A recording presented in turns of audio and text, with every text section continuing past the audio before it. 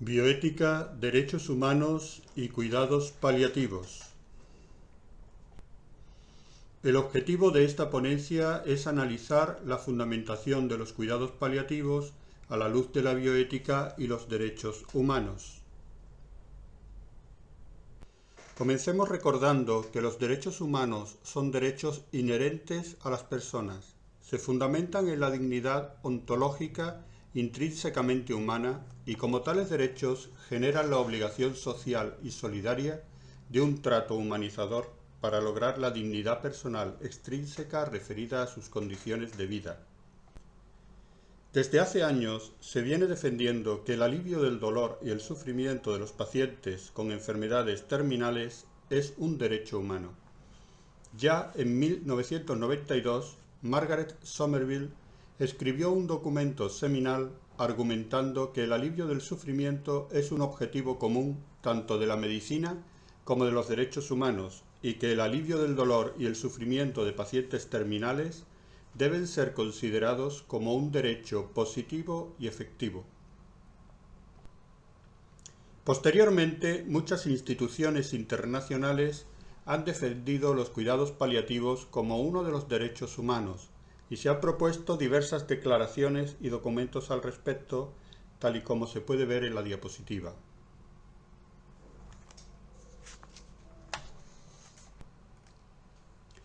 No obstante, la consideración de derecho puede tener distintas acepciones o significados.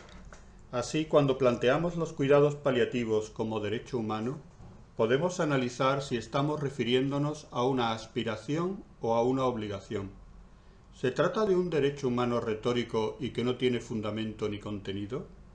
¿Debe ser un derecho humano que se aplique en la legislación de cada país mediante leyes positivas que obliguen a la sociedad a actuar en consecuencia y lo hagan eficaz? Trataremos de dar respuesta a estos interrogantes. Analicemos cómo es hoy el final de la vida humana. Recordemos que el proceso hacia la muerte es una realidad antropológica universal e inevitable. En el ciclo de la vida, desde el nacimiento hasta la muerte, el ser humano pasa por una etapa prenatal, una etapa de la infancia, de la niñez, de la adolescencia, una etapa de juventud, una etapa de la adultez y de la ancianidad. En cualquiera de ellas es posible encontrarse con la muerte, pues la muerte no es exclusiva de un grupo etario, sino que además de ser un hecho que se sucederá antes o después, puede ocurrir en cualquier periodo del ciclo vital. Y es que la muerte es una realidad que llega inexorablemente, pero el camino hacia ella puede ser recorrido de un modo diverso. Hoy las necesidades de atención en referencia a los procesos de morir se van reconociendo y ampliando. Así se identifican estas necesidades en distintos grupos de enfermedades, tanto en las no transmisibles, sean oncológicas o no oncológicas, o en las infecciosas, incluida la infección por VIH y la tuberculosis polifármaco resistente. Esta incidencia se presenta en todos los grupos de edad. Por otra parte, se han descrito diferentes trayectorias hacia la muerte y hemos de determinar cuáles de ellas son atendidas por los cuidados paliativos y cómo. No olvidemos que se está dando un incremento de las necesidades asistenciales en este ámbito y que aumenta el número de personas en situación terminal.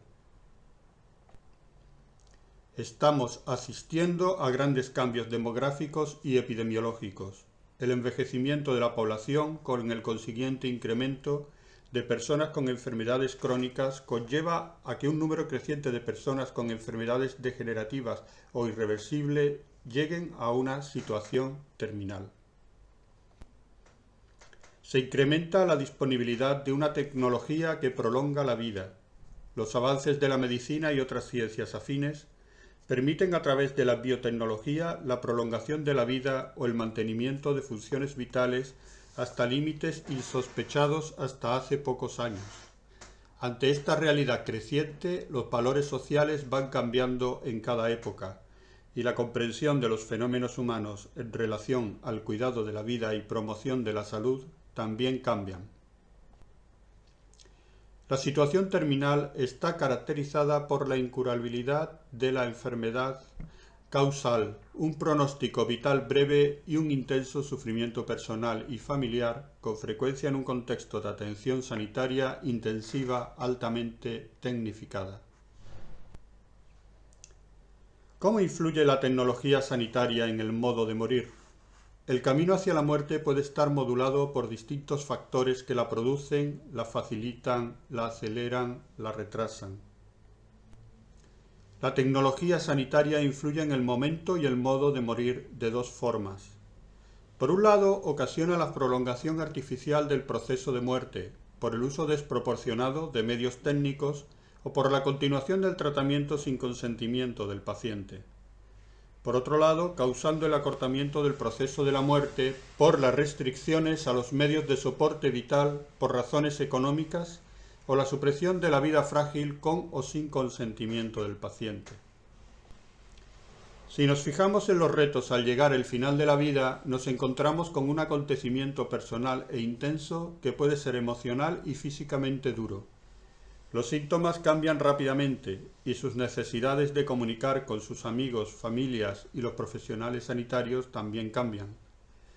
Los pacientes y sus familias frecuentemente necesitan respuesta y ayuda especialmente sensible, y los servicios sanitarios necesitan estar adaptados de manera que permitan una rápida respuesta según el aumento de las necesidades de la gente.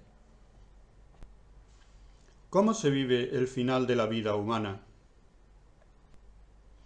Ante una experiencia humana tan significativa, no tenemos más remedio que preguntarnos, ¿se vive hoy humanamente el final de la vida? Repasemos algunos datos de la realidad. Según la Organización Mundial de la Salud, se estima que anualmente 40 millones de personas, el 78% de las cuales viven en países de ingreso bajo e ingreso mediano, necesitan cuidados paliativos. La escasez del uso de opiáceos sigue siendo un problema relevante. El 92% de la morfina mundial es consumida por el 17% de la población mundial, principalmente en Norteamérica, Oceanía y Europa Occidental. El acceso de la población a analgésicos opiáceos es insuficiente y no cumple las convenciones internacionales sobre acceso a medicamentos esenciales. En 2010, la Junta Internacional de Fiscalización de Estupefacientes concluyó que los niveles de consumo de analgésicos opiáceos en más de 121 países eran insuficientes o muy insuficientes para atender las necesidades médicas básicas. En 2011, el 83% de la población mundial vivía en países en el que el acceso a analgésicos opiáceos era escaso o nulo. El alivio del dolor es un componente central de los cuidados paliativos, pero la disponibilidad de medicamentos esenciales como la morfina para el alivio del dolor está limitada por mitos persistentes, regulaciones restrictivas, capacitación insuficiente de profesionales de la salud, fallas en los sistemas de suministro y distribución. Se detecta una preocupante escasez de formación. La formación en cuidados paliativos ofrecida a los profesionales de la salud suele ser escasa o nula. Esta falta de formación afecta a la actitud de acercamiento profesional al enfermo en situación de final de su vida, de modo que se suele producir un abandono del enfermo moribundo. Las causas de dicho abandono están en el miedo del profesional ante la muerte de su paciente, ya que la muerte del paciente es percibida como espejo de la propia. También en la vivencia profesional de la muerte como fracaso profesional, lo que se basa en el predominio de una mentalidad curativa que exige la supremacía de un imperativo categórico de la técnica reforzado por un paternalismo médico. El desconocimiento profesional sobre cómo manejar clínicamente las necesidades del paciente en situación terminal provoca que falten conocimientos y destrezas para la intervención profesional, además de una excesiva variabilidad en las estrategias de cuidados y tratamientos, e incapacidad de comunicarse adecuadamente con un paciente en situación terminal. Es alarmante la escasez de cuidados paliativos. Tenemos datos que nos indican que es frecuente que las políticas y sistemas nacionales de salud no contemplen ninguna medida sobre asistencia paliativa. Según un estudio de 234 países, territorios y regiones realizado en 2011, los servicios de asistencia paliativa solo estaban adecuadamente integrados en 20 países. El 42% de los países carecía de este tipo de servicios. Un 32% adicional solo contaba con servicios de asistencia paliativa aislados. El hecho es que al final de la vida frecuentemente está acompañado de un terrible sufrimiento. Para calificar este sufrimiento se ha utilizado la expresión de dolor total, entendido como aquel que abarca todas las dimensiones del ser humano: biológico, referido al dolor corporal y a las molestias provocadas por los síntomas; psicológico, expresado a través de sensación de miedo, angustia y depresión; social, por la pérdida del rol sociofamiliar y laboral, así como por el miedo por el futuro familiar, lo que a veces se acompaña de desencuentros y rupturas; espiritual, por la crisis de sentido vital y la desesperanza; religioso, por las dudas de fe y la mala gestión de los conflictos intra e interpersonales. Hemos de reconocer que hablar de la muerte en nuestra cultura no es nada fácil. Los miedos y tabús acontecen intensamente ante el hecho del morir. Entre los principales motivos para este temor nos encontramos con el miedo a la muerte en sí misma. Se ha dicho que la muerte se constituye en la angustia fundamental del ser humano.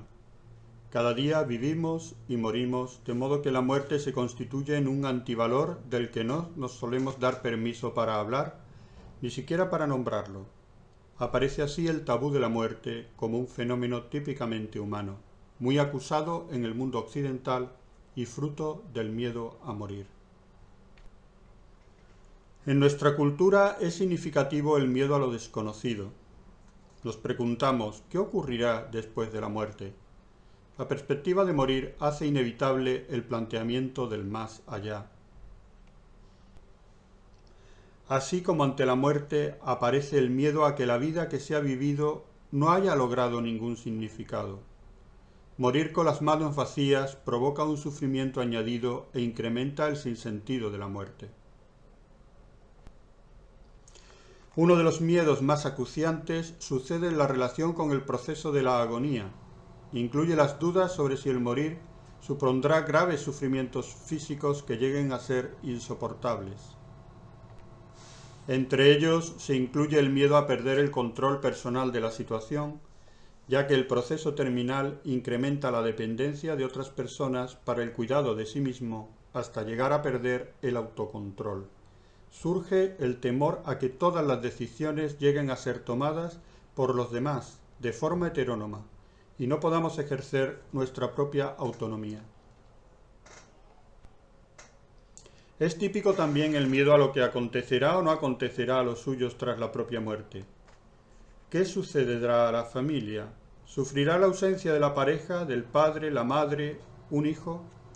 ¿Quedarán protegidos económicamente? ¿Podrá rehacer su vida satisfactoriamente? Otro de los miedos que resulta muy agobiante es el miedo al miedo de los demás ante el proceso que lleva a la muerte del moribundo. Dijo el poeta: «No he sabido lo que es el miedo hasta que lo vi en los ojos de los que me cuidaban». A veces los propios profesionales, las familias, los cuidadores, expresan su propio miedo ante la muerte del ser querido o atendido al ver en él un espejo de la propia muerte y el propio proceso del morir cuando éste se hace más consciente. Cuando por fin nos atrevemos a hablar de la muerte, nunca pasa por nuestra cabeza que seamos nosotros quien podamos morir. Ante esta realidad sufriente, ¿debemos incluir la lucha contra el sufrimiento al final de la vida entre las obligaciones derivadas del reconocimiento de los derechos humanos? Muchos podremos afirmar que sí, personalmente, pero el respeto al derecho humano a los cuidados paliativos exige el compromiso de una conciencia social generalizada. Por eso, gritemos para defender a las personas sufrientes al final de sus vidas. No abandonen a los pacientes cercanos a su muerte a una suerte desdichada, a un sufrimiento insoportable, a una desesperanza impuesta por la desidia o la indiferencia. Y más allá del qué, nuestra obligación, que sería aliviar el sufrimiento, también surge la pregunta sobre el cómo conseguir este objetivo. ¿Cómo hemos de aliviar el deterioro físico, la ansiedad, el dolor biológico, la perplejidad, la desesperanza, las molestias, los síntomas, el aislamiento, la dependencia? La generación de actitudes compasivas en todas las instancias sociales es fundamental para ello. Joan Tronto identifica 4 subelementos del cuidado que se pueden entender de forma simultánea como etapas, disposiciones virtuosas o metas que nos pueden ayudar a comprender el proceso moral que es necesario. La atención como una proclividad a tomar conciencia de la necesidad.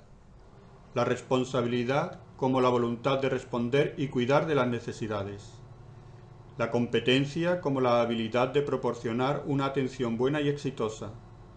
La capacidad de respuesta como la consideración de la posición de los demás, el cómo lo ven y el reconocimiento del potencial de abuso en el cuidado. Preguntémonos, ¿quién debe escuchar este grito de justicia, de compasión, de solidaridad? Pues yo entiendo que en primer lugar quienes estén más cercanos al paciente, como son la familia, los profesionales, los amigos, también quienes conforman el entorno social, como la sociedad en general, los políticos, el Estado.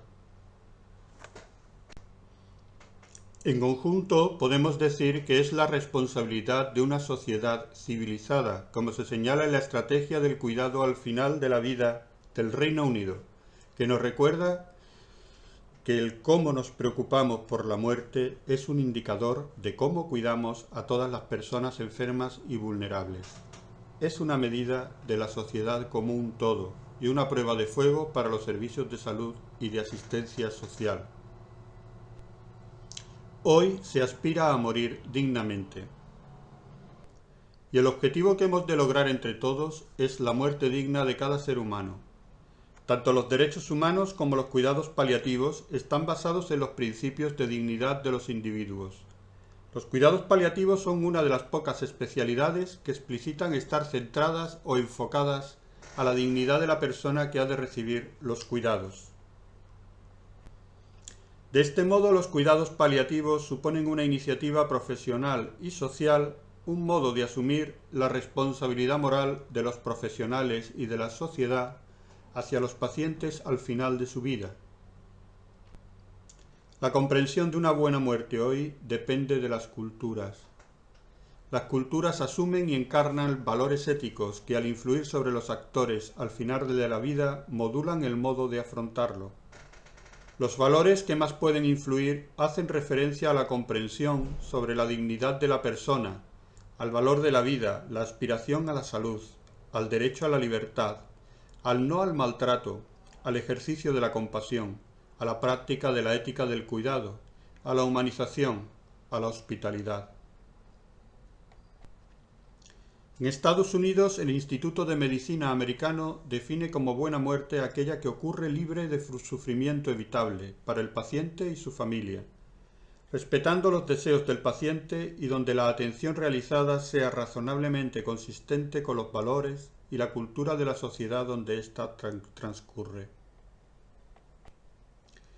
Siendo además de estos valores entendibles y practicables por distintos grupos sociales de una misma cultura de modo diversos o al menos con matices diferentes, hoy podemos decir que una mayoría de la población entiende que un proceso final de la vida adecuado ha de alcanzar los siguientes objetivos. Morir con el mínimo sufrimiento físico, psíquico o espiritual. Morir sin dolor. Morir acompañado de los seres queridos. Morir bien informado si se desea. Morir pudiendo rechazar los tratamientos que uno no quiere. Morir en la intimidad personal y familiar. Morir de acuerdo a las propias creencias. Morir a tiempo y en paz. Además de un consenso social sobre el buen modo de morir, el buen morir o la buena muerte requieren que verdaderamente se asegure la posibilidad de ejercer las propias opciones personales en esta fase final de la vida. Para ello se hace necesario el abordaje integral a enfermo y familia comunidad a tratar, la promoción de la autonomía y la dignidad y el entorno de un ambiente adecuado. A nivel personal, también hemos de realizar un esfuerzo para concretar en cada caso cuál es la comprensión del fenómeno de la muerte. Somos seres vulnerables y desde ahí se produce la vivencia de enfermedad que suele conllevar sufrimiento, y este sufrimiento nos hace preguntarnos por las cuestiones de sentido y significado propias de la espiritualidad. La vivencia subjetiva de las consecuencias de la enfermedad sobre la persona conlleva una necesidad de acompañamiento que a su vez nos lleve a la sanación, entendida como el mantenimiento de la esperanza, cuando a veces el tiempo de la vida está próximo a concluir. Es preciso recordar que el sentido de la existencia es el gran problema espiritual. La respuesta a este problema no puede ser dada, sino que tiene que respondérsela el propio paciente. Pero el paciente, para darse respuesta a esa pregunta, requiere de la relación consigo mismo y con otros. Cuidar el final de la vida es en parte una cuestión de relaciones interpersonales, de búsqueda de sentido, de cierre del ciclo vital, y por eso las necesidades de autorrealización que nos proponía Maslow en la cúspide de su pirámide se sitúan en un primer plano. Bien es verdad que, como este autor nos indica, para llegar a poder plantearnos las necesidades de autorrealización, es importante, aunque no sea siempre imprescindible, tener resueltas las necesidades fisiológicas inmediatas, las de seguridad, afiliación y las de reconocimiento personal.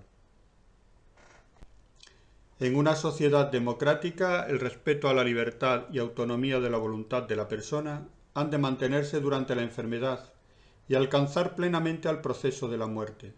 El sentido de la existencia se relaciona con la autonomía personal que lo utilizará para orientar la libertad en la toma de decisiones concretas. La emergencia del valor de la autonomía personal ha modificado profundamente los valores de la relación clínica, que debe adaptarse ahora a la individualidad de la persona enferma.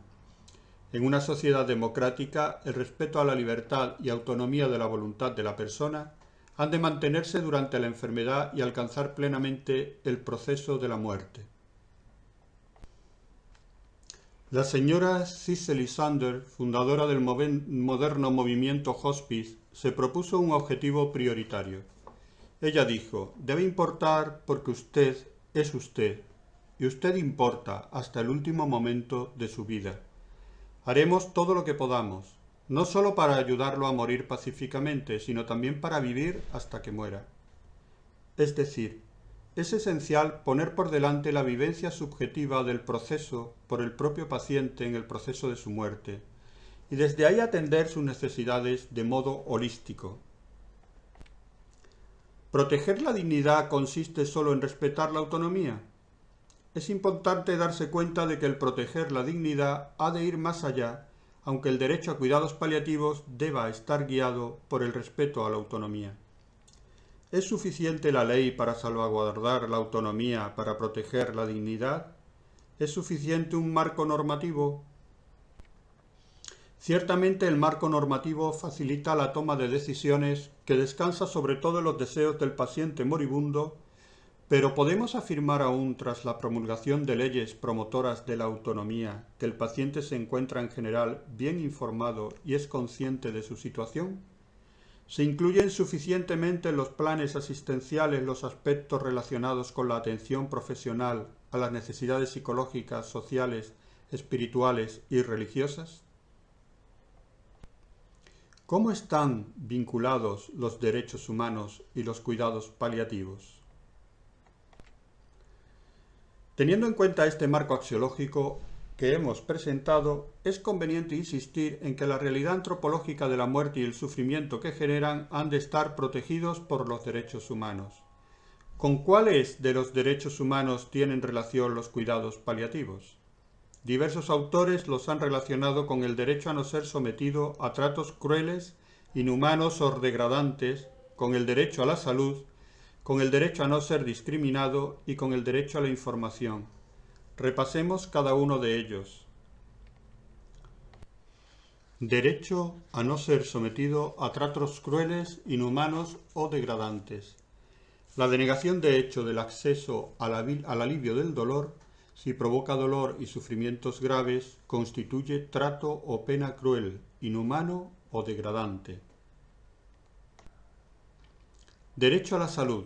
Los Estados partes tienen la obligación fundamental de asegurar como mínimo la satisfacción de niveles esenciales de cada uno de los derechos enunciados en el pacto, incluida la atención primaria básica, de la prestación de atenciones y cuidados a los enfermos crónicos y en fase terminal, ahorrándoles dolores evitables y permitiéndoles morir con dignidad. Derecho a no ser discriminado. De acuerdo con el Comité de Derechos Económicos, Sociales y Culturales de la ONU, los Estados están obligados a respetar el derecho a la salud y no pueden negar o limitar un acceso igualitario a los servicios de salud preventivos, curativos o paliativos. Estas obligaciones incluyen el acceso no discriminatorio a medicamentos esenciales e instalaciones de salud, especialmente por los grupos vulnerables o marginados. El acceso a medicamentos esenciales, como lo definió el Programa de Acción sobre Medicamentos Esenciales de la OMS, es parte del derecho a lograr el mayor nivel posible de salud. 20 medicamentos de cuidados paliativos están en la lista de medicamentos esenciales, incluyendo la morfina. Asegurar cuidados paliativos pediátricos es una obligación de derechos humanos. Según el Comité de los Derechos del Niño de la ONU, los niños tienen derecho a servicios de salud de calidad, incluyendo los servicios de prevención, promoción, tratamiento, rehabilitación y los de cuidados paliativos. Derecho a la información. Los pacientes deberían ser capaces de tomar decisiones autónomas en relación con su proceso de muerte. Ello incluye las decisiones sobre el acceso a un alivio adecuado del dolor y a otras intervenciones necesarias, el lugar de la muerte, la posibilidad de rechazar un tratamiento destinado a prolongar la vida cuando no lo desee el paciente. Fijémonos que entre los principales tratados de derechos humanos de las Naciones Unidas que son más relevantes para los cuidados paliativos se encuentran los siguientes: el Pacto Internacional de Derechos Económicos, Sociales y Culturales, el Pacto Internacional de Derechos Civiles y Políticos, Convención sobre la Eliminación de todas las formas de discriminación contra la mujer, Convención sobre los Derechos del Niño, Convención sobre los Derechos de las Personas con Discapacidad, Convención contra la tortura y otros tratos o penas crueles, inhumanos o degradantes. Con este razonamiento llegamos a la conclusión de que los cuidados paliativos están incluidos en la Carta de los Derechos Humanos, unido al derecho a la atención a la salud. Pero esta demanda de los cuidados paliativos no puede ser utópica e ilimitada, sino que ha de estar contextualizada y ha de tener necesariamente unos límites en la práctica, como de hecho tiene límites contextuales el derecho a la asistencia sanitaria en general. Por eso debemos preguntarnos: ¿qué significa exactamente la solicitud de cuidados paliativos como un derecho humano? ¿Significa un derecho a un servicio integrado de cuidados paliativos? ¿Significa el derecho de acceso a una unidad de ingreso hospitalario para cuidados paliativos?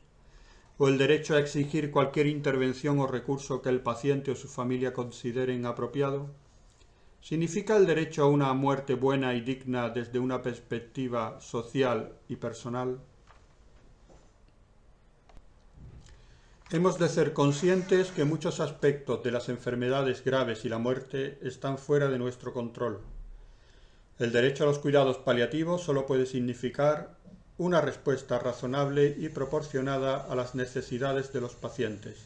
Nunca puede significar una garantía absoluta de que el sufrimiento nunca ocurrirá. Si se esperaba una obligación internacional en ese nivel, ningún gobierno podría cumplirla. Del mismo modo, en una perspectiva individual, si el derecho se coloca en un nivel de perfección, ningún profesional de la salud podría cumplir con su responsabilidad de cumplir con ese derecho. En este sentido, buscamos que realmente se puedan garantizar unos mínimos asistenciales. De las recomendaciones de la Organización Mundial de la Salud para los cuidados paliativos se desprende una propuesta sobre los estándares mínimos esperados por la comunidad internacional. Estos son: todos los países deberían adoptar una política nacional de cuidados paliativos. Asegurar la capacidad y educación de profesionales de la salud. Promover la conciencia pública. Asegurar la disponibilidad de morfina en todos los entornos de atención médica. Asegurar que los estándares mínimos para el alivio del dolor y los cuidados paliativos se adopten progresivamente en todos los niveles de atención. Europa sí está a favor de los cuidados paliativos. Una vez justificada la afirmación de que los cuidados paliativos han de ser considerados como un derecho humano contextualizado, me gustaría presentarles cuál es el enfoque que desde Europa se ha realizado para implementar el derecho a morir dignamente. La Asamblea Parlamentaria del Consejo de Europa recomendó que el Comité de Ministros inste a los Estados miembros del Consejo de Europa a respetar y proteger la dignidad de los enfermos terminales o moribundos en todos los aspectos. Se posicionó a favor, afirmando y protegiendo el derecho de los enfermos terminales o moribundos a los cuidados paliativos integrales y a la autodeterminación, respaldando la prohibición de poner fin a la vida intencionadamente de los enfermos terminales o las personas moribundas. En primer lugar, se defiende unos cuidados paliativos integrales. Para ello, se precisa asegurar que los cuidados paliativos son un derecho legal e individual en todos los estados y que estos se asientan en la conciencia pública como un objetivo importante de la medicina. Una primera consecuencia práctica es la obligación de proporcionar un acceso equitativo a los cuidados paliativos a todas las personas moribundas o en fase terminal. En cuanto a la asistencia individual, se considera importante asegurar que la persona en fase terminal o moribunda recibirá un adecuado tratamiento de dolor, a menos que el interesado se niegue a este, y unos cuidados paliativos, incluso si tal tratamiento tiene como efecto secundario el acortamiento de la vida. Asimismo, garantizar que los familiares y amigos son animados a acompañar al enfermo terminal o moribundo y reciben un apoyo profesional en tal empeño, de forma que si la familia y o las asociaciones de cualquier tipo resultan ser insuficientes o limitadas, se deben facilitar métodos alternativos o complementarios de asistencia. Respecto a los profesionales, se señala la importancia de garantizar que estos reciban formación para proporcionar una asistencia médica, de enfermería y psicológica a cualquier enfermo terminal o moribundo en el seno de un equipo coordinado y según los estándares más altos posibles. En relación con esto, se defiende la idea de crear e impulsar centros de investigación, enseñanza y capacitación en los campos de la medicina y los cuidados paliativos, así como en la tanatología interdisciplinar. Sobre los dispositivos asistenciales, en Europa se pide contar con organizaciones y equipos de asistencia ambulatoria, que aseguren la asistencia paliativa a domicilio en los casos en que esté indicada. Para los equipos se considera imprescindible asegurar la cooperación de todas las personas y profesionales implicados en la asistencia del moribundo o la persona en fase terminal, además de garantizar el desarrollo y mejora de los estándares de calidad en los cuidados del enfermo terminal o moribundo. También en la asistencia hospitalaria se precisa garantizar que al menos los grandes hospitales cuenten con unidades especializadas en cuidados paliativos y hospicios, en los que la medicina paliativa pueda desarrollarse como parte integral del tratamiento médico. Otro aspecto sería el derecho a la autodeterminación. En el ámbito de los derechos individuales, se considera imprescindible dar eficacia al derecho de la persona en fase terminal o moribunda a una información veraz y completa, pero proporcionada con compasión sobre su estado de salud, respetando en su caso el deseo del paciente a no ser informado. En el proceso de toma de decisiones clínicas se considera necesario garantizar que se tienen en cuenta los deseos expresados por un enfermo terminal o persona moribunda en relación con formas particulares de tratamiento, siempre que no atenten contra la dignidad humana y la buena práctica clínica. Y asegurar que se respetarán las directivas avanzadas o testamento vital de un enfermo terminal o persona moribunda, aunque por otra parte se deben definir criterios de validez sobre la coherencia de tales directivas avanzadas, así como sobre la delegación en personas próximas y el alcance de su autoridad para decidir en lugar del enfermo. Así también hacer posible que el enfermo terminal o la persona moribunda pueda consultar a otro médico distinto del que le atiende habitualmente. Garantizar que ningún enfermo terminal o persona moribunda sea tratada contra su voluntad y que en esta materia no actúa bajo la influencia o presión de un tercero, y además se debe garantizar que su voluntad no se configura bajo presiones económicas. Prohibición de poner fin a la vida. Es relevante el respaldo de la Asamblea Parlamentaria del Consejo de Europa a la prohibición de poner fin a la vida intencionalmente de los enfermos terminales o las personas moribundas, enfatizando la necesidad de reconocer que el derecho a la vida, especialmente en relación con los enfermos terminales o las personas moribundas, es garantizado por los Estados miembros de acuerdo con el artículo 2 de la Convención Europea de Derechos Humanos, según la cual nadie será privado de su vida intencionalmente. Reconocer también que el derecho de morir no genera el derecho a morir a manos de un tercero, y que el deseo de morir de un enfermo terminal o una persona moribunda no puede por sí mismo constituir una justificación legal para acciones dirigidas a poner fin a su vida. ¿Cómo implementar el derecho a los cuidados paliativos? Finalmente, me gustaría realizar algunas consideraciones y propuestas sobre cómo lograr en la práctica un derecho humano a los cuidados paliativos, un objetivo que sin duda requiere mucho esfuerzo. En concreto, son necesarios una política pública flexible y creativa, un mayor acceso a los opioides para propósitos médicos, una defensa incansable, una educación integral, un liderazgo profesional, continuados llamamientos a la compasión individual para este grupo de personas más vulnerables.